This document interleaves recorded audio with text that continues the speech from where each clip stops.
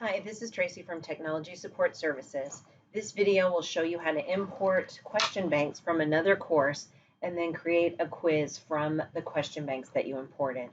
The first thing you need to do is go into the class where you want to pull the banks into, not the class where the banks live. In order to import the banks, you'll click on Settings. Then over on the right side, Copy or Import Course Content.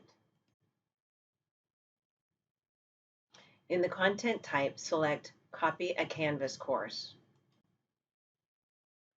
Search for the name of the class where the question banks live, in this case, IAB. Select the class, and then choose Select Specific Content and Import. You'll notice that a line appears that says Select Content. Choose the question banks. Now, if you don't want all of the question banks, you can click this arrow to show which question banks are included and then individually select the ones that you want. In this case, we want them all, so I'm just going to click right there and then select content. This will run for a few seconds and then tell you the job is completed. To view the question banks, go to Quizzes, the three little dots next to Plus Quiz, and choose Manage Question Banks. Here you can see the question banks and look into them to see what the questions actually are. If you can't see the details of the questions, you can click Show Details, and then you'll see what's in the prompt and what the responses are.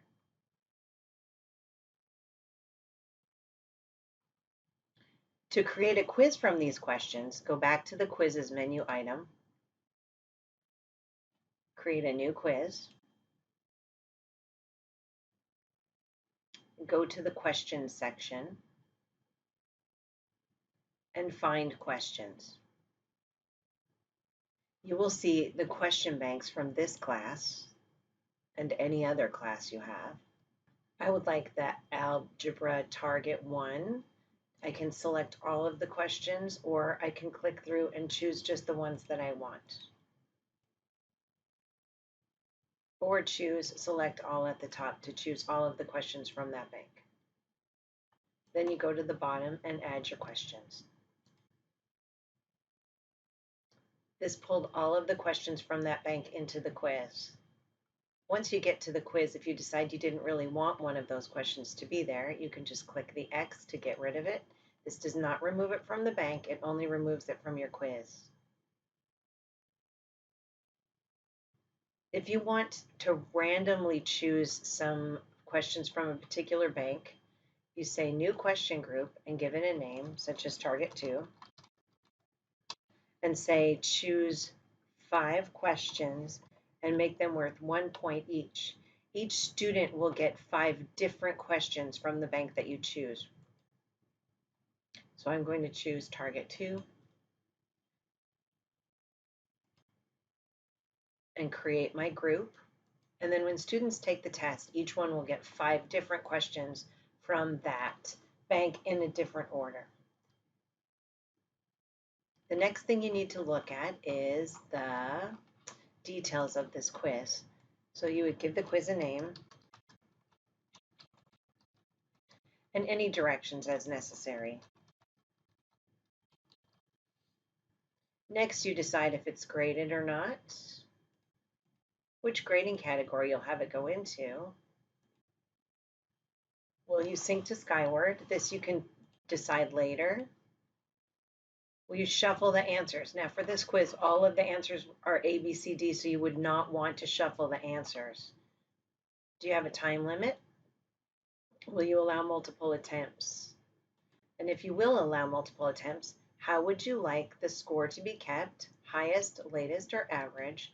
And how many extra attempts beyond the 1 would you like them to have? So this would give them 1 additional attempt. Do you want the students to be able to see the quiz responses and the answers? If they're getting multiple attempts, you might want them to see their quiz responses, but not let them see the correct answers. If they only have 1 attempt, Perhaps you let them see the correct answers as well, because they don't get to do it. They don't get to take this same quiz again. Do you want to show one question at a time? This can be a little bit annoying. Depends on how big your prompt is.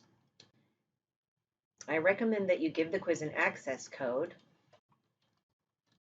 which you can provide to the students when they take the quiz, and then change it immediately after, so they can't get back into the quiz if they are not in your presence.